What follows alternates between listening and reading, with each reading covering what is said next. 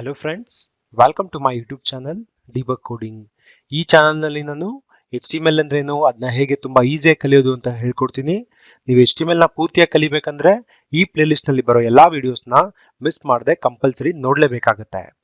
ಇವತ್ತಿನ ಕ್ಲಾಸ್ನಲ್ಲಿ HTML text formatting tags ಬಗ್ಗೆ ಹೇಳ್ಕೊಡ್ತೀನಿ. ಮತ್ತು ಈ HTML ಟೆಕ್ಸ್ಟ್ ಫಾರ್ಮ್ಯಾಟಿಂಗ್ ಟ್ಯಾಗ್ಸ್ ಅಲ್ಲಿ ಎಷ್ಟು ತರ ಫಾರ್ಮ್ಯಾಟಿಂಗ್ ಟ್ಯಾಗ್ಸ್ ಇದೆ ಅದನ್ನ ಕೂಡ ನಾನು ಈ ವಿಡಿಯೋದಲ್ಲಿ ಡೀಟೇಲ್ಡ್ ಆಗಿ ಒನ್ ಬೈ ಒನ್ ಹೇಳ್ಕೊಡ್ತೀನಿ. ನಾವು ಈ ಫಾರ್ಮ್ಯಾಟಿಂಗ್ ಟ್ಯಾಗ್ಸ್ ಬಗ್ಗೆ ಎಕ್ಸ್ಪ್ಲನೇಷನ್ ಸ್ಟಾರ್ಟ್ ಮಾಡೋಕ್ಕೂ ಮುಂಚೆ ನಾನು ನಿಮ್ಗೆ ಒಂದು ಸಿಂಪಲ್ ವೆಬ್ಸೈಟ್ ತೋರಿಸ್ತೀನಿ. ನೀವೆಲ್ಲ ನೋಡಿರೋ ವೆಬ್ಸೈಟ್, ಫ್ಲಿಪ್ಕಾರ್ಟ್ ವೆಬ್ಸೈಟ್. ಅದರಲ್ಲಿ ಈ ಫಾರ್ಮ್ಯಾಟಿಂಗ್ ಟ್ಯಾಗ್ಸ್ ನ ಯಾವ ತರ ಯೂಸ್ ಮಾಡಿದ್ದಾರೆ ಅದನ್ನ ಕೂಡ ನಾನು ನಿಮ್ಗೆ ಇವಾಗ ಒಂದು ಸಿಂಪಲ್ ಆಗಿ ಡೆಮೋ ತೋರಿಸ್ತೀನಿ. flipkart.com ವೆಬ್ಸೈಟ್ ನ ಓಪನ್ ಮಾಡಿದ್ದೀನಿ. ಇಲ್ಲೇನ್ ಮಾಡಿದ್ದೀನಿ, ಡೆಲ್ ಲ್ಯಾಪ್ಟಾಪ್ಸ್ ಅಂತ ಸರ್ಚ್ ಮಾಡಿದ್ದೀನಿ. ಸರ್ಚ್ ಮಾಡಿದಾಗ ನಂಗೆ ಲಿಸ್ಟ್ ಆಫ್ ರಿಸಲ್ಟ್ಸ್ ಕೊಡುತ್ತೆ. ಓಕೆನಾ, ಇಲ್ಲಿ ಅಬ್ಸರ್ವ್ ಮಾಡ್ಬೋದು ಈ ಫಸ್ಟ್ ಲ್ಯಾಪ್ಟಾಪ್ ಪ್ರೈಸ್ ಎಷ್ಟಿದೆ, 27,490 ಇದೆ. ಈ ಟೆಕ್ಸ್ಟ್ 27,490 ನಾರ್ಮಲ್ ಟೆಕ್ಸ್ಟ್ ತರ ಇಲ್ಲ, ಬೋಲ್ಡ್ ಆಗಿದೆ ಅಲ್ವಾ. ಅದೇ ರೀತಿ ನೀವು ಇಲ್ಲಿ ಅಬ್ಸರ್ವ್ ಮಾಡಿ, ಇದು ಒರಿಜಿನಲ್ ಪ್ರೈಸ್, ಈ ಲ್ಯಾಪ್ಟಾಪ್ ಒರಿಜಿನಲ್ ಪ್ರೈಸ್ ಬಂದ್ಬಿಟ್ಟು 32,120. ಬಟ್ ಈ 32,120 ಮೇಲೆ ಒಂದು ಲೈನ್ ಎಳೆದಿದ್ದಾರೆ ಅಲ್ವಾ, ಒಂದು ಡ್ಯಾಶ್ಡ್ ಲೈನ್ ಇದೆ. ಈ ಲೈನ್ ನ ಹೇಗ್ ಬರ್ಸೋದು?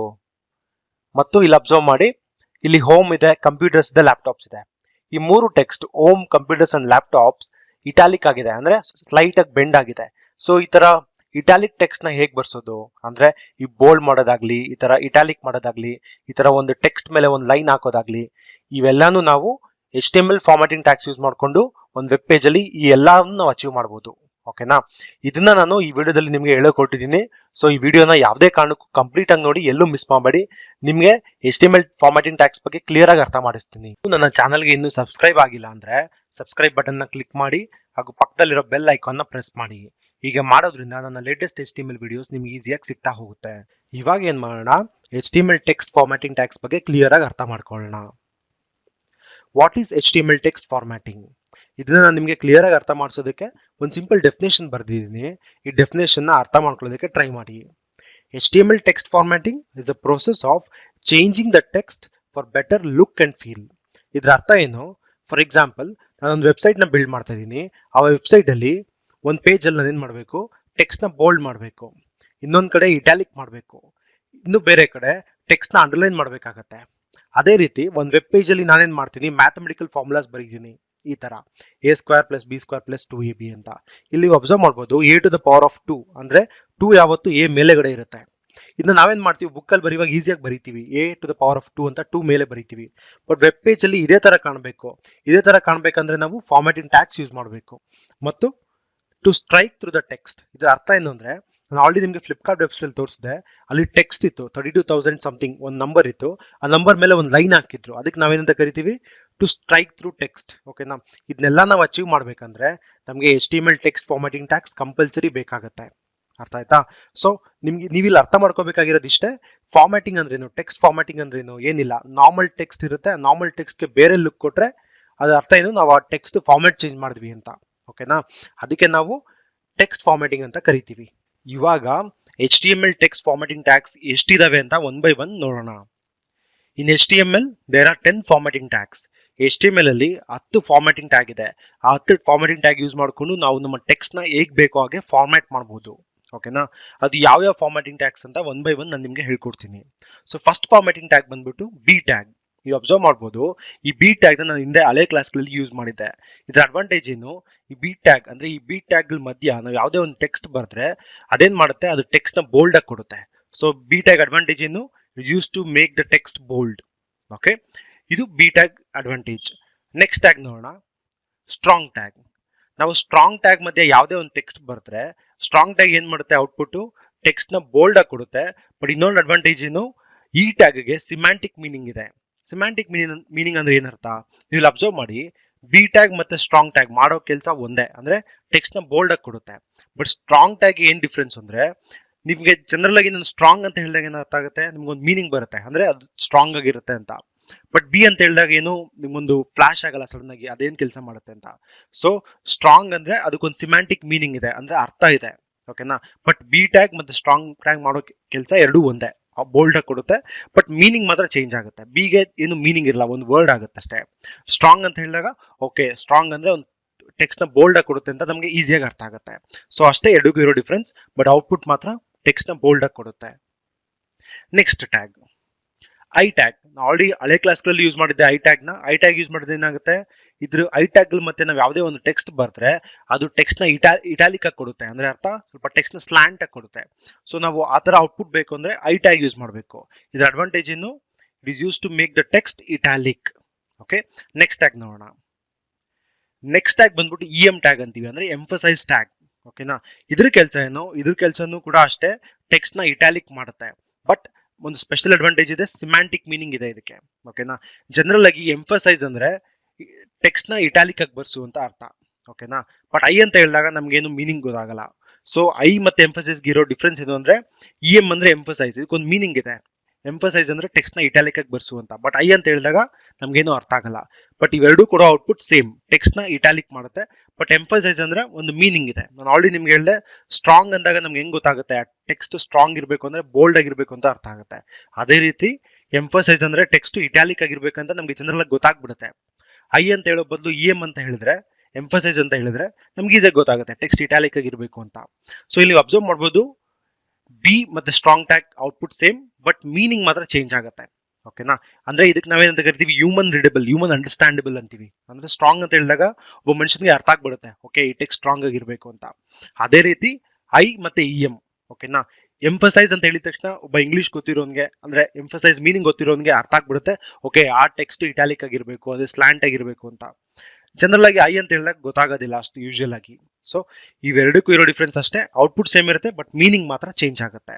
ಓಕೆನಾ, ಸೊ ಇನ್ಮೇಲೆ ನೀವು ಒಂದು ವೆಬ್ ಪೇಜ್ ಅಲ್ಲಿ ಒಂದು ಟೆಕ್ಸ್ಟ್ ನ ಬೋಲ್ಡ್ ಮಾಡಬೇಕು ಅಂದ್ರೆ ಸ್ಟ್ರಾಂಗ್ ಟ್ಯಾಗ್ ನ ಯೂಸ್ ಮಾಡೋಕೆ ಸ್ಟಾರ್ಟ್ ಮಾಡಿ. ಅದೇ ರೀತಿ ಒಂದು ಟೆಕ್ಸ್ಟ್ ನ ಇಟಾಲಿಕ್ ಮಾಡಬೇಕು ಅಂದ್ರೆ ಇ ಎಂ ಟ್ಯಾಗ್ ಅಂದ್ರೆ ಎಂಫಸೈಸ್ ಟ್ಯಾಗ್ ನ ಯೂಸ್ ಮಾಡೋದಕ್ಕೆ ಸ್ಟಾರ್ಟ್ ಮಾಡಿ. ಓಕೆನಾ, ನೆಕ್ಸ್ಟ್ ಟ್ಯಾಗ್ ಯಾವುದು ಅಂತ ನೋಡೋಣ. ನೆಕ್ಸ್ಟ್ ಟ್ಯಾಗ್ ಬಂದ್ಬಿಟ್ಟು ಮಾರ್ಕ್ ಟ್ಯಾಗ್. ಇದ್ರ ಅರ್ಥ ಏನು, ಈ ಮಾರ್ಕ್ ಅನ್ನೋ ಟ್ಯಾಗ್ ಇದೆಯಲ್ಲ, ಸ್ಟಾರ್ಟಿಂಗ್ ಟ್ಯಾಗ್ ಮತ್ತೆ ಕ್ಲೋಸಿಂಗ್ ಟ್ಯಾಗ್, ಇದ್ರ ಮಧ್ಯೆ ನಾವ್ ಏನೇ ಟೆಕ್ಸ್ಟ್ ಮಾಡಿದ್ರು, ಟೆಕ್ಸ್ಟ್ ಬರೆದ್ರು ಈ ಟೆಕ್ಸ್ಟ್ ಹೈಲೈಟ್ ಆಗುತ್ತೆ. ಓಕೆನಾ, ನಾನಿಲ್ಲಿ ತೋರಿಸಿಲ್ಲ ನಿಮ್ಗೆ ಹೇಗೆ ಹೈಲೈಟ್ ಆಗುತ್ತೆ ಅಂತ, ಡೆಮೋ ಮಾಡುವಾಗ ನಿಮ್ಗೆ ತೋರಿಸ್ತೀನಿ. ಓಕೆನಾ, ಮಾರ್ಕ್ ಅನ್ನೋ ಟ್ಯಾಗ್ ಗಳ ಮಧ್ಯೆ ನಾವು ಟೆಕ್ಸ್ಟ್ ಬರೆದ್ರೆ ಏನಾಗುತ್ತೆ, ಈ ಟೆಕ್ಸ್ಟ್ ನ ಅದು ಹೈಲೈಟ್ ಮಾಡುತ್ತೆ. ಸೊ ಮಾರ್ಕ್ ಟ್ಯಾಗ್ ಯೂಸ್ ಮಾಡೋದಕ್ಕೆ it use to make the text highlighted. Next tag ಯಾವುದು, ಸ್ಮಾಲ್ ಟ್ಯಾಗ್. ಸ್ಮಾಲ್ ಟ್ಯಾಗ್ ಏನ್ ಯೂಸ್ ಮಾಡ್ತಾರೆ ಅಂದ್ರೆ, ಈ ಸ್ಮಾಲ್ ಟ್ಯಾಗ್ ಗಳ ಮಧ್ಯ ನಾವು ಯಾವುದೇ ಟೆಕ್ಸ್ಟ್ ಬರೆದ್ರೆ ಅದು ಟೆಕ್ಸ್ಟ್ ನ ನಾರ್ಮಲ್ ಟೆಕ್ಸ್ಟ್ ಸೈಜ್ ಗಿನ್ನ ಸೈಜ್ ಚಿಕ್ಕದಾಗಿರುತ್ತೆ. ಸೊ ನಮಗೆ ಒಂದು ವೆಬ್ ಪೇಜ್ ಅಲ್ಲಿ ಒಂದು ಟೆಕ್ಸ್ಟ್ ಸೈಜ್ ಸ್ಮಾಲ್ ಇರಬೇಕಂದ್ರೆ ಅವಾಗ ನಾವ್ ಏನ್ ಮಾಡಬೇಕು, ಸ್ಮಾಲ್ ಟ್ಯಾಗ್ ನ ಯೂಸ್ ಮಾಡಬೇಕು. Okay, next D L tag ಅಂತೀವಿ, ಅಂದ್ರೆ ಡಿಲೀಟ್ ಟ್ಯಾಗ್ ಅಂತ ಇದ್ರ ಹೆಸರು. ಓಕೆನಾ, ಡಿಲೀಟ್ ಟ್ಯಾಗ್ ಅಂದ್ರೆ ಏನು, ಅದನ್ನ ನಾನು ನಿಮ್ಗೆ ಆಲ್ರೆಡಿ ಡೆಮೋ ತೋರಿಸ್ತೆ ಸ್ಟಾರ್ಟಿಂಗ್ ಅಲ್ಲಿ. ಫ್ಲಿಪ್ಕಾರ್ಟ್ ವೆಬ್ಸೈಟ್ ಹೋದಾಗ ಅಲ್ಲೊಂದು ಪ್ರೈಸ್ ಇತ್ತು 32,000 ಸಮಥಿಂಗ್ ಅಂತ. ಓಕೆನಾ, ಆ ಟೆಕ್ಸ್ಟ್ ಮೇಲೆ ಒಂದು ಲೈನ್ ಬಂದಿತ್ತು, ಲೈನ್ ಥ್ರೂ ಅಂದ್ರೆ ಒಂದು ಸ್ಟ್ರೈಕ್ ಹಾಕಿದ್ರು. ಆತರ ನಾವು ಸ್ಟ್ರೈಕ್ ಬರ್ಸ್ಬೇಕಂದ್ರೆ ಈ ಡಿಲೀಟ್ ಟ್ಯಾಗ್ ನ ಯೂಸ್ ಮಾಡ್ಬೇಕಾಗತ್ತೆ. ಡಿಲೀಟ್ ಟ್ಯಾಗ್ ಯೂಸ್ ಮಾಡೋದಕ್ಕೆ it is use to make the text deleted. Okay, ಇವಾಗ ನೆಕ್ಸ್ಟ್ ಟ್ಯಾಗ್ ನೋಡೋಣ. ನೆಕ್ಸ್ಟ್ ಟ್ಯಾಗ್ ಬಂದ್ಬಿಟ್ಟು I N S tag. I N S ಅಂದ್ರೆ ಇನ್ಸರ್ಟ್ ಟ್ಯಾಗ್ ಅಂತ ಕರಿತೀವಿ. ಫಾರ್ ಎಕ್ಸಾಂಪಲ್, ನೀವು ಒಂದು ವೆಬ್ ಪೇಜ್ ಅಲ್ಲಿ ಒಂದು ಟೆಕ್ಸ್ಟ್ ನ ಅಂಡರ್ಲೈನ್ ಮಾಡಬೇಕು. ಅಂಡರ್ಲೈನ್ ಮಾಡ್ಬೇಕಂದ್ರೆ ನಾವೇನ್ ಮಾಡಬೇಕು, ಇನ್ಸರ್ಟ್ ಟ್ಯಾಗ್ ಗಳ ಮಧ್ಯ ಯಾವ ಟೆಕ್ಸ್ಟ್ ನ ಅಂಡರ್ಲೈನ್ ಮಾಡಬೇಕು ಆ ಟೆಕ್ಸ್ಟ್ ನ ಬರೀಬೇಕು. ಇದ್ರ ಔಟ್ಪುಟ್ ಏನ್ ಬರುತ್ತೆ ಅಂದ್ರೆ, ದಿಸ್ ಟೆಕ್ಸ್ಟ್ ಇಸ್ ಇನ್ಸರ್ಟೆಡ್, ಇದಕ್ಕೆ ಅಂಡರ್ಲೈನ್ ಬಂದಿರುತ್ತೆ. ಇದನ್ನ ನಾನು ಇಲ್ಲಿ ನಿಮಗೆ ತೋರಿಸಿಲ್ಲ, ಡೆಮೋ ಕೊಡುವಾಗ ತೋರಿಸ್ತೀನಿ. ಏನಾಗುತ್ತೆ, ಇದ್ರ ಔಟ್ಪುಟ್ ಹೆಂಗ್ ಬರುತ್ತೆ, this text is inserted underline ಆಗಿರುತ್ತೆ. ಸೊ ನಾವು ವೆಬ್ ಪೇಜ್ ಅಲ್ಲಿ ಯಾವುದೇ ಒಂದು ಟೆಕ್ಸ್ಟ್ ನ ಅಂಡರ್ಲೈನ್ ಮಾಡ್ಬೇಕಂದ್ರೆ ಇನ್ಸರ್ಟ್ ಟ್ಯಾಗ್ ನ ಯೂಸ್ ಮಾಡಬೇಕು, ನೆನ್ಪಿಟ್ಕೊಳ್ಳಿ.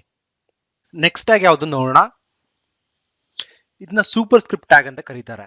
ನೀವು ಅಬ್ಸರ್ವ್ ಮಾಡಬಹುದು, ನಾವು ಸ್ಕೂಲ್ಗಳಲ್ಲಿ ಏನ್ ಮಾಡ್ತಾ ಇದ್ವಿ, ಒಂದು ಫಾರ್ಮುಲಾ ಬರೀಬೇಕಂದ್ರೆ a² + b² + 2ab ಅಂದ್ರೆ a⁴ 2 ಯಾವತ್ತು ಮೇಲೆ ಇರುತ್ತೆ. ಅದನ್ನ ನಾವು ಪೆನ್ನಲ್ಲಿ ಮತ್ತೆ ಬುಕ್ಕಲ್ಲಿ ಬರೀಬೇಕು, ತುಂಬಾ ಈಸಿ. ಬಟ್ ವೆಬ್ ಪೇಜ್ ಅಲ್ಲಿ ಆ ತರ ಡಿಸ್ಪ್ಲೇ ಮಾಡಬೇಕು ಅಂದ್ರೆ ಹೇಗ್ ಸಾಧ್ಯ, ಅದಕ್ಕಂತಾನೆ ಒಂದು ಟ್ಯಾಗ್ ಇದೆ, ಅದ್ರ ಹೆಸರೇನು ಸೂಪರ್ ಸ್ಕ್ರಿಪ್ಟ್. ನಾವು ಈ 2 ನ ಮೇಲ್ ಬರ್ಸ್ಬೇಕಂದ್ರೆ ಈ ಸೂಪರ್ ಸ್ಕ್ರಿಪ್ಟ್ ಟ್ಯಾಗ್ ಒಳಗಡೆ ಈ 2 ನ ಬರೀಬೇಕಾಗತ್ತೆ. ಓಕೆನಾ, ಇದನ್ನ ಇಲ್ಲಿ ಕ್ಲಿಯರ್ ಆಗಿ ಬರ್ದು ತೋರಿಸಿಲ್ಲ, ಜಸ್ಟ್ ಡೆಮೋ ಪರ್ಪಸ್ ನಾನು ಇಲ್ಲಿ ಈ ತರ ಬರ್ದಿದ್ದೀನಿ. ಓಕೆನಾ, ನಿಮ್ಗೆ ಡೆಮೋ ತೋರಿಸುವಾಗ ಈ ಸೂಪರ್ ಸ್ಕ್ರಿಪ್ಟ್ ಟ್ಯಾಗ್ ನ ಹೇಗೆ ಯೂಸ್ ಮಾಡ್ಕೊಂಡು ನಾವು ಈ ತರ ಫಾರ್ಮುಲಾನ ವೆಬ್ ಪೇಜ್ ಅಲ್ಲಿ ಬರೀಬಹುದು ಅದನ್ನ ನಿಮ್ಗೆ ಕ್ಲಿಯರ್ ಆಗಿ ತೋರಿಸ್ಕೊಡ್ತೀನಿ. ಇದು ಸೂಪರ್ ಸ್ಕ್ರಿಪ್ಟ್ ಟ್ಯಾಗ್ ಅಡ್ವಾಂಟೇಜ್. ಅಂದ್ರೆ ಒಂದು ಮ್ಯಾಥಮೆಟಿಕಲ್ ಫಾರ್ಮುಲಾ ಬರೀಬೇಕಂದ್ರೆ ನಮ್ಗೆ ಸೂಪರ್ ಸ್ಕ್ರಿಪ್ಟ್ ಟ್ಯಾಗ್ ತುಂಬಾ ಉಪಯೋಗ ಆಗುತ್ತೆ. ಓಕೆ, ನೆಕ್ಸ್ಟ್ ಟ್ಯಾಗ್ ಬಂದ್ಬಿಟ್ಟು ಸಬ್ಸ್ಕ್ರಿಪ್ಟ್ ಟ್ಯಾಗ್. ಓಕೆನಾ, ಸಬ್ಸ್ಕ್ರಿಪ್ಟ್ ಟ್ಯಾಗ್ ಅಡ್ವಾಂಟೇಜ್ ಏನು, ಇದು ಕೂಡ ಮ್ಯಾಥಮೆಟಿಕಲ್ ಫಾರ್ಮುಲಾ ಅಲ್ವಾ, ಲಾಗ್ ಟು ದ ಬೇಸ್ 2. ನಾವ್ ಇದನ್ನ ಬುಕ್ಕಲ್ಲಿ ಬರೆಯುವಾಗ ಹೇಗೆ ಬರೀತೀವಿ, ಲಾಗ್ ಅಂತ ಬರೆದು ಕೆಳಗಡೆ 2 ನ ಕೆಳಗಡೆ ಬರೀತೀವಿ, ಅಂದ್ರೆ ಟು ದ ಬೇಸ್ 2 ಅಲ್ವಾ, ಅದಕ್ಕೆ ಕೆಳಗಡೆ ಬರೀತೀವಿ.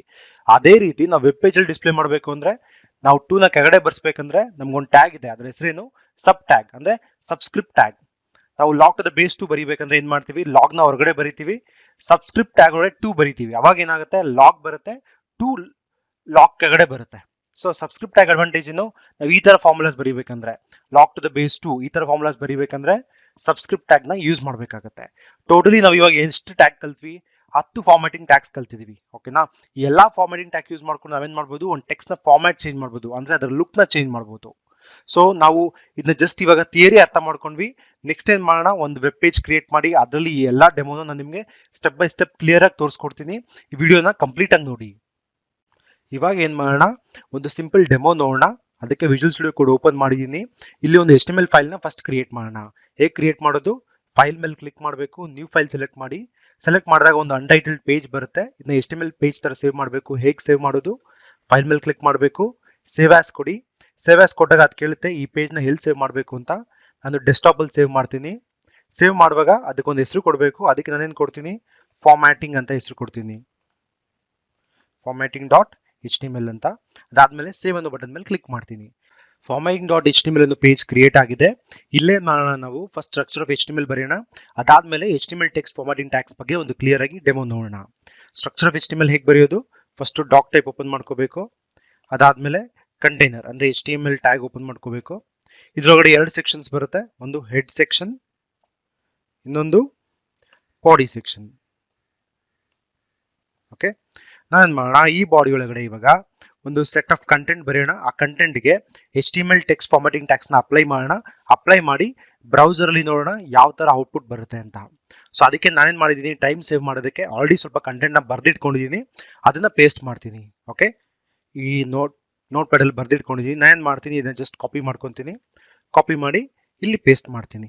ಓಕೆನಾ, ನಾನೇನ್ ಮಾಡ್ತೀನಿ, ಇದಲ್ವಾ learn web development in Kannada. ನಾನಿವಾಗ ಈ ವೆಬ್ ಡೆವಲಪ್ಮೆಂಟ್ ಅಂತ ಅನ್ನೋ ವರ್ಡ್ ನ ಓಕೆನಾ ಬೋಲ್ಡ್ ಮಾಡಬೇಕು. ಬೋಲ್ಡ್ ಮಾಡ್ಬೇಕಂದ್ರೆ ನಮ್ಗೆ ಆಲ್ರೆಡಿ ಗೊತ್ತು, ಸ್ಲೈಡ್ ಅಲ್ಲಿ ನೋಡಿದ್ವಿ, 2 ಟ್ಯಾಗ್ ಇದೆ, ಒಂದು ಬಿ ಟ್ಯಾಗ್ ಇದೆ, ಇನ್ನೊಂದು ಸ್ಟ್ರಾಂಗ್ ಟ್ಯಾಗ್ ಇದೆ.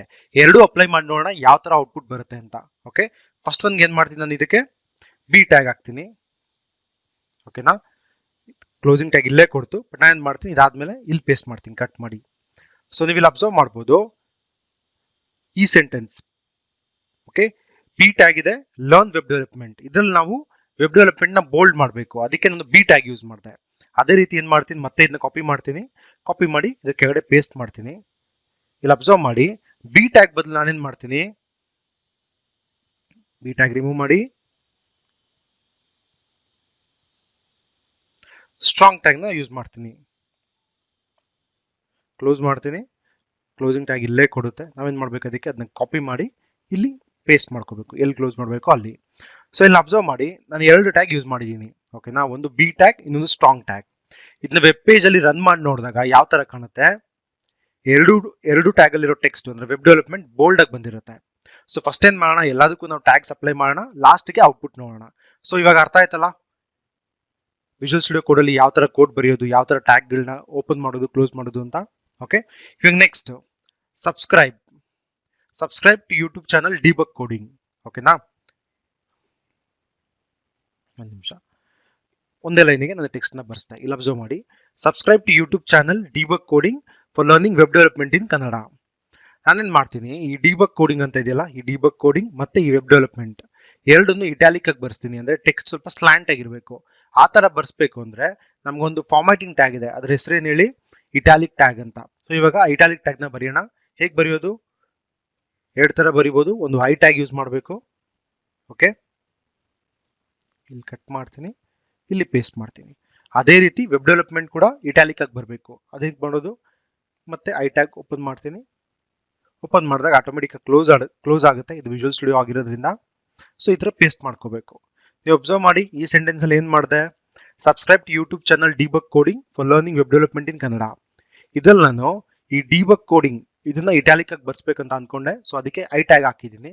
ಐ ಟ್ಯಾಗ್ ಗಳ ಮಧ್ಯ ಯಾವ ಕಂಟೆಂಟ್ ನಮಗೆ ಇಟಾಲಿಕ್ ಆಗಿ ಬರಬೇಕೋ ಅದನ್ನ ಹಾಕ್ಬೇಕು. ಅದೇ ರೀತಿ ಇದೆ ಇಲ್ಲಿ ಕೂಡ ವೆಬ್ ಡೆವಲಪ್ಮೆಂಟ್ ನ ಐ ಟ್ಯಾಗ್ ಗಳ ಮಧ್ಯೆ ಹಾಕಿದೀನಿ, ಅದು ಇಟಾಲಿಕ್ ಆಗಿ ಬರುತ್ತೆ, ಅಂದ್ರೆ ಟೆಕ್ಸ್ಟ್ ಸ್ಲಾಂಟ್ ಆಗಿ ಬರುತ್ತೆ.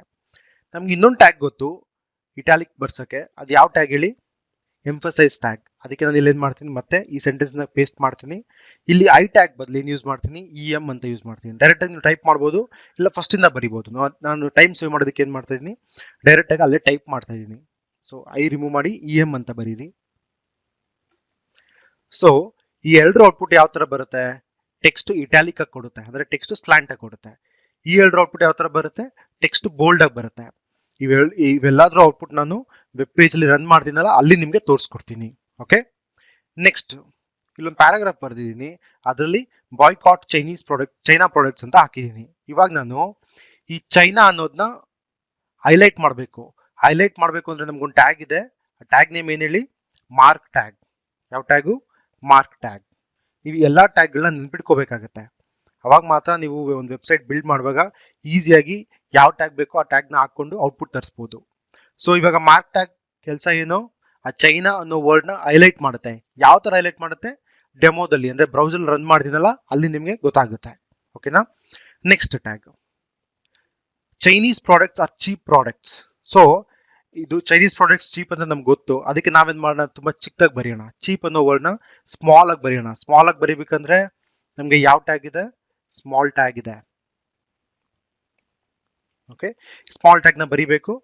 ಸ್ಟಾರ್ಟಿಂಗ್ ಟ್ಯಾಗ್ ಮತ್ತೆ ಕ್ಲೋಸಿಂಗ್ ಟ್ಯಾಗ್ ಕೊಡುತ್ತೆ. ನಾವೇನ್ ಮಾಡೋಣ, ಈ ಚೀಪ್ ಆದ್ಮೇಲೆ ಕ್ಲೋಸ್ ಮಾಡೋಣ. ಸೊ ಔಟ್ಪುಟ್ ಯಾವ ತರ ಬರುತ್ತೆ ಅಂದ್ರೆ ಇದ್ರದ್ದು, ನಾವು ಬ್ರೌಸರ್ ರನ್ ಮಾಡಿದಾಗ ಚೈನೀಸ್ ಪ್ರಾಡಕ್ಟ್ಸ್ ಆರ್, ಇಲ್ಲಿವರೆಗೂ ಟೆಕ್ಸ್ಟ್ ನಾರ್ಮಲ್ ಆಗಿ ಬರುತ್ತೆ, ಚೀಪ್ ಅನ್ನೋ ವರ್ಡ್ ಸ್ಮಾಲ್ ಬರುತ್ತೆ, ಮತ್ತೆ ಪ್ರಾಡಕ್ಟ್ಸ್ ನಾರ್ಮಲ್ ಆಗಿ ಬರುತ್ತೆ. ಸೊ ಒಂದು ಟೆಕ್ಸ್ಟ್ ನ ಸ್ಮಾಲ್ ಮಾಡ್ಬೇಕಂದ್ರೆ ಸ್ಮಾಲ್ ಟ್ಯಾಗ್ ಯೂಸ್ ಮಾಡಬೇಕು. ಓಕೆ, ಇನ್ನೊಂದು ನಾನು ನಿಮ್ಗೆ ಸ್ಟಾರ್ಟಿಂಗ್ ಅಲ್ಲಿ ಡೆಮೋ ತೋರಿಸಿದೆ. ಒಂದು ಲ್ಯಾಪ್ಟಾಪ್ ಪ್ರೈಸ್ 32,000 ಇತ್ತು, ಆ 32,000 ಟೆಕ್ಸ್ಟ್ ಮೇಲೆ ಒಂದು ಲೈನ್ ಬಂದಿತ್ತು. ಓಕೆನಾ, ಆ ತರ ಇವಾಗ ಹೇಗೆ ಬರ್ಸೋದು ಅದನ್ನ ನಿಮ್ಗೆ ತೋರಿಸ್ಕೊಡ್ತೀನಿ. ಇಲ್ಲಿ ಒಂದು ಸೆಂಟೆನ್ಸ್ ಇದೆ, ರೀಡ್ ಮಾಡಿ. Laptop prices are reduced from 32,000 to 25,330. ಅಂದ್ರೆ ಏನರ್ಥ, ನಾನು ಈ 32,000 ನ ಒಂದು ಲೈನ್ ಹಾಕ್ಬೇಕು, ಅದ್ರ ಮೇಲ್ಗಡೆ ಒಂದು ಲೈನ್ ಹಾಕ್ಬೇಕು. ಹೇಗೆ ಹಾಕೋದು, ಅದಕ್ಕೆ ಒಂದು ಟ್ಯಾಗ್ ಇದೆ, ಅದ್ರ ಹೆಸರು ಡಿಲೀಟ್ ಟ್ಯಾಗ್ ಅಂತ. ಏನ್ ಟ್ಯಾಗ್, ಡಿಲೀಟ್ ಟ್ಯಾಗ್. ಇವಾಗ ಔಟ್ಪುಟ್ ಯಾವ ತರ ಬರುತ್ತೆ ಇದ್ರದ್ದು ಅಂದ್ರೆ, laptop prices are reduce from rupees 32,000 ಮೇಲೆ ಒಂದು ಲೈನ್ ಬಂದಿರುತ್ತೆ, ಇದ್ರ ಮೇಲೆ ಲೈನ್ ಬಂದಿರಲ್ಲ, ಅಂದ್ರೆ ಇದು ಕರೆಂಟ್ ಪ್ರೈಸ್ ಅಂತ ಅರ್ಥ. Okay, next one, Bangalore is the capital of Karnataka. ನಾನು ಇವಾಗ ಏನ್ ಮಾಡ್ಬೇಕು, ಬ್ಯಾಂಗ್ಳೂರ್ನ ಅಂಡರ್ಲೈನ್ ಮಾಡಬೇಕು. ಹೇಗೆ ಅಂಡರ್ಲೈನ್ ಮಾಡ್ತೀನಿ, ಅಂಡರ್ಲೈನ್ ಮಾಡೋದಕ್ಕೂ ನಂತರ ಒಂದು ಫಾರ್ಮ್ಯಾಟಿಂಗ್ ಟ್ಯಾಗ್ ಇದೆ, ಅದ್ರ ಹೆಸರೇನು, INS ಟ್ಯಾಗ್, ಅಂದ್ರೆ ಇನ್ಸರ್ಟ್ ಟ್ಯಾಗ್ ಅಂತ. ಇನ್ಸರ್ಟ್ ಟ್ಯಾಗ್ ಮಧ್ಯ ಯಾವುದೇ ಕಂಟೆಂಟ್ ಹಾಕಿದ್ರೆ ಅದಕ್ಕೆ ಅಂಡರ್ಲೈನ್ ಕೊಡುತ್ತೆ, ಅಂದ್ರೆ ಬ್ಯಾಂಗ್ಳೂರ್ ಅನ್ನೋ ವರ್ಡ್ ಅಂಡರ್ಲೈನ್ ಆಗಿರುತ್ತೆ. ಓಕೆ, ಅದು ಇನ್ಸರ್ಟ್ ಟ್ಯಾಗ್ ಕೆಲಸ. ಇವಾಗ ನೆಕ್ಸ್ಟ್ ನಾವು ಕಲಿತೀವಲ್ಲ, ಇದು ಒಂಥರ ಸೂಪರ್ ಆಗಿರುತ್ತೆ. ಅಂದ್ರೆ ನಮ್ಗೆ ಅನ್ಸುತ್ತೆ HTML ಅಲ್ಲಿ ಈ ತರ ಎಲ್ಲ ಮಾಡ್ಬೋದಾ ಅಂತ. ಓಕೆ, ಏನ್ ಮಾಡೋಣ, ಇವಾಗ A² + B² + 2AB. ಬಟ್ ಇಲ್ಲಿ ನೋಡಿ A ಪಕ್ಕನೆ 2 ಇದೆ, ಬಟ್ ಆತರ ಇರಬಾರ್ದಲ್ವಾ. 2 ಯಾವತ್ತು A ಮೇಲೆಗಡೆ ಇರಬೇಕು. ಸೊ ಅದಕ್ಕೆ ನಾವು ಆತರ 2 ನ ಮೇಲ್ ಬರ್ಸ್ಬೇಕಂದ್ರೆ ನಮ್ಗೊಂದು ಟ್ಯಾಗ್ ಇದೆ, ಆ ಟ್ಯಾಗ್ ಹೆಸರು ಸೂಪರ್ ಸ್ಕ್ರಿಪ್ಟ್ ಟ್ಯಾಗ್ ಅಂತ. ಸೊ ಅದನ್ನ ಇವಾಗ ಬರೆಯೋಣ, SUP. ಓಕೆ, ಸೊ ಇದನ್ನ ಕಟ್ ಮಾಡಬೇಕು, 2 ಆದ್ಮೇಲೆ ಪೇಸ್ಟ್ ಮಾಡಬೇಕು. ಅದೇ ರೀತಿ ಇಲ್ಲಿ ಕೂಡ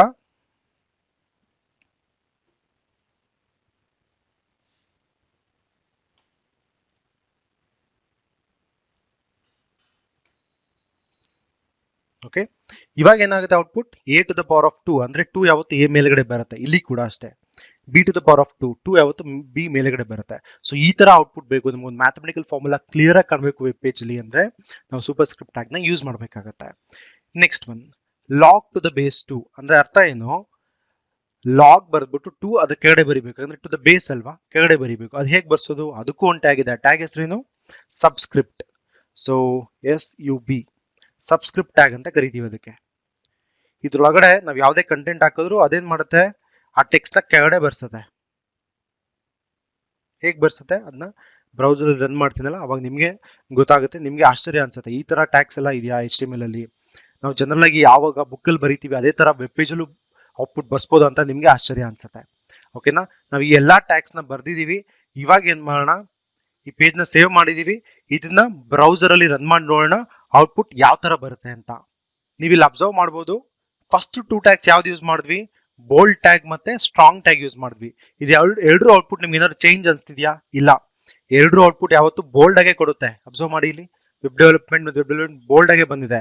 ಬಟ್ ಏನಂದ್ರೆ ಸ್ಟ್ರಾಂಗ್ ಟ್ಯಾಗ್ ಯೂಸ್ ಮಾಡಿದ್ರೆ ನಮ್ಗೊಂದು ಹ್ಯೂಮನ್ ರೀಡಬಲ್, ಅಂದ್ರೆ ಹ್ಯೂಮನ್ ಗೆ ಅರ್ಥ ಆಗೋ ತರ ಮೀನಿಂಗ್ ಇದೆ. ಸ್ಟ್ರಾಂಗ್ ಅಂದ್ರೆ ಬೋಲ್ಡ್ ಅಂತ, ಬಿ ಅಂತಂದ್ರೆ ಜನರಲ್ ಆಗಿ ಅರ್ಥ ಆಗೋದಿಲ್ಲ. ಸೊ ಬಿ ಟ್ಯಾಗ್ ಮತ್ತೆ ಸ್ಟ್ರಾಂಗ್ ಟ್ಯಾಗ್ ಏನು ವ್ಯತ್ಯಾಸ ಇಲ್ಲ, ಜಸ್ಟ್ ಮೀನಿಂಗ್ ಮಾತ್ರ ಚೇಂಜ್ ಆಗುತ್ತೆ. ಅದೇ ರೀತಿ ನೆಕ್ಸ್ಟ್ ಎರಡನ್ನ ಅಬ್ಸರ್ವ್ ಮಾಡಿ. ಇಲ್ಲಿ ನೋಡಿ, subscribe to the YouTube channel debug coding for learning web development in Kannada. ನೀವು ಅಬ್ಸರ್ವ್ ಮಾಡಬೇಕಾಗಿರೋದು ತುಂಬಾ ಇಂಪಾರ್ಟೆಂಟ್ ಆಗಿ, ಈ ಡಿಬಗ್ ಕೋಡಿಂಗ್ ಟೆಕ್ಸ್ಟ್ ನ ಮತ್ತೆ ವೆಬ್ ಡೆವಲಪ್ಮೆಂಟ್ ಅಂತ ಇವೆರಡು ಟೆಕ್ಸ್ಟ್ ಬೇರೆ ಟೆಕ್ಸ್ಟ್ ಗಳಿಗಿಂತ ಡಿಫ್ರೆಂಟ್ ಆಗಿದೆ. ಅಂದ್ರೆ ಇಟಾಲಿಕ್ ಆಗಿದೆ, ಸ್ಲೈಟ್ ಆಗಿ ಬೆಂಟ್ ಆಗಿದೆ. ಈ ಲೈನ್ ಅಲ್ಲಿ ಕೂಡ ಅದೇ ರೀತಿ. ಸೊ ಈ ತರ ಔಟ್ಪುಟ್ ಬರ್ಸೋದಕ್ಕೆ ನಾವು ಯಾವ ಟ್ಯಾಗ್ ಯೂಸ್ ಮಾಡಬೇಕು? ಇಟಾಲಿಕ್ ಟ್ಯಾಗ್ ಯೂಸ್ ಮಾಡಬೇಕು. ಇನ್ನೊಂದು ಟ್ಯಾಗ್ ಯಾವುದು? Emphasise tag. ಇದಕ್ಕೆ ಇಟಾಲಿಕ್ ಟ್ಯಾಗ್ ಯೂಸ್ ಮಾಡಿದ್ದೆ, ಇದಕ್ಕೆ ಎಂಫಸೈಸ್ ಟ್ಯಾಗ್ ಗಳನ್ನ ಯೂಸ್ ಮಾಡಿದ್ದೆ. So output same, but meaning ಮಾತ್ರ ಚೇಂಜ್ ಆಗುತ್ತೆ. ಎಂಫಸೈಸ್ ಅಂದ್ರೆ ಅದರ ಅರ್ಥ ಇಟಾಲಿಕ್ ಮಾಡು ಅಂತ. ಸೊ ಔಟ್ಪುಟ್ ಸೇಮ್ ಇರುತ್ತೆ. ನಾವು ಅರ್ಥ ಮಾಡ್ಕೊಳ್ಳೋದಕ್ಕೋಸ್ಕರ ಈಸಿಯಾಗಿ ಎಂಫಸೈಸ್ ಅಂತ ಒಂದು ಟ್ಯಾಗ್ ಇಟ್ಕೊಂಡಿದೀವಿ. ಅದೊಂದು ಮೀನಿಂಗ್ ಹೇಳ್ಬಿಡುತ್ತೆ. ಎಂಫಸೈಸ್ ಅಂದ್ರೆ ಇಟಾಲಿಕ್ ಮಾಡು ಅಂತ. ಸೊ ಇವೆರಡರ ಔಟ್ಪುಟ್ ಯಾವತ್ತು ಸೇಮ್ ಆಗಿರುತ್ತೆ. ಸೊ ಇದ್ರಲ್ಲಿ ನಮ್ಗೆ ಏನ್ ಅರ್ಥ ಆಯ್ತು? ಬಿ ಟ್ಯಾಗ್ ಮತ್ತೆ strong tag output always same ಇರುತ್ತೆ. ಅದೇ ರೀತಿ ಹೈ ಟ್ಯಾಗ್ ಮತ್ತೆ ಎಂಫಸೈಸ್ ಟ್ಯಾಗ್ ಔಟ್ಪುಟ್ ಯಾವತ್ತೂ ಸೇಮ್ ಆಗಿರುತ್ತೆ. ಜಸ್ಟ್ ಮೀನಿಂಗ್ ಮಾತ್ರ ಚೇಂಜ್ ಆಗುತ್ತೆ. ಓಕೆ, ನೆಕ್ಸ್ಟ್ ಟ್ಯಾಗ್ ಕಲಿಯೋಣ. ನೀವು ಇಲ್ಲಿ ಅಬ್ಸರ್ವ್ ಮಾಡಿ, ಬಾಯ್ಕಾಟ್ ಚೈನಾ ಪ್ರಾಡಕ್ಟ್ಸ್ ಅಂತ ಹಾಕಿದೀನಿ. ಇಲ್ಲಿ ಚೈನಾ ಬ್ಯಾಕ್ ಗ್ರೌಂಡ್ ಕಲರ್ ಎಲ್ಲೋ ಇದೆ. ಏನಕ್ಕಂದ್ರೆ ನಾವು ಮಾರ್ಕ್ ಟ್ಯಾಗ್ ನ ಯೂಸ್ ಮಾಡಿದ್ವಿ. ಮಾರ್ಕ್ ಟ್ಯಾಗ್ ಯೂಸ್ ಮಾಡಿದ್ರೆ ಏನಾಗುತ್ತೆ? ಮಾರ್ಕ್ ಟ್ಯಾಗ್ ಯೂಸ್ ಮಾಡಿದ್ರೆ ವೆಬ್ ಪೇಜ್ ಅಲ್ಲಿ ಟೆಕ್ಸ್ಟ್ ಹೈಲೈಟ್ ಆಗುತ್ತೆ. ಅದಕ್ಕೆ ಚೈನಾ ಅನ್ನೋ ವರ್ಡ್ ಹೈಲೈಟ್ ಆಗಿದೆ. ಯಾಕೆ ಹೇಳಿ? ಮಾರ್ಕ್ ಟ್ಯಾಗ್ ಯೂಸ್ ಮಾಡಿರೋದ್ರಿಂದ. ಓಕೆನಾ?